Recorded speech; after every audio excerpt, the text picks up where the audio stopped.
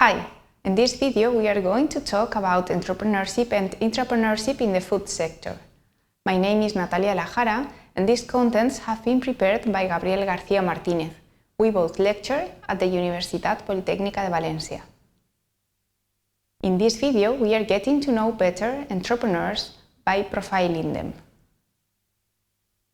With this 2018 Adult Population Survey and National Expert Survey, GEM has completed 20 years of entrepreneurship research in economies from a wide range of regions and economic development levels around the world. This 20th anniversary report profiles 49 economies with respect to demographics, their potential impact, the diversity of forms they take, and their longer-term sustainability. Finally, the report looks outward at the environment for entrepreneurship, reporting on societal attitudes, self-perceptions, and entrepreneurial affiliations with entrepreneurs, and then introduces the National Entrepreneurship Context Index, which ranks economies based on 12 indicators of the external context that can influence entrepreneurship. The total early-stage entrepreneurial activity is the proportion of the population aged between 18 and 64 either actively trying to start a new business or managing a business that is less than 3.5 years old, in which they have an ownership stake.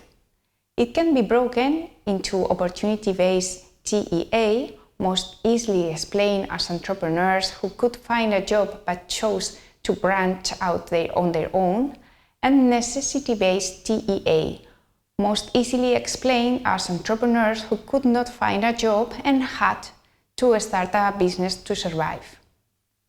The other indicator, the EEA, is the Entrepreneurial Employee Activity.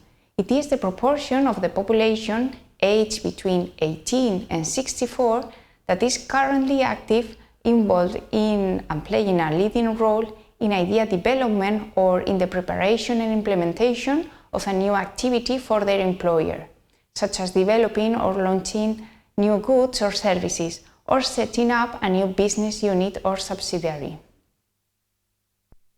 As you can see in this graph, as the national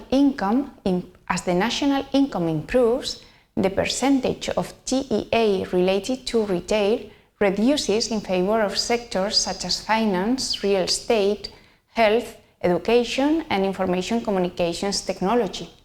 But the important thing here is that the percentage of TEA related to agriculture is quite the same regardless the level of income of the countries.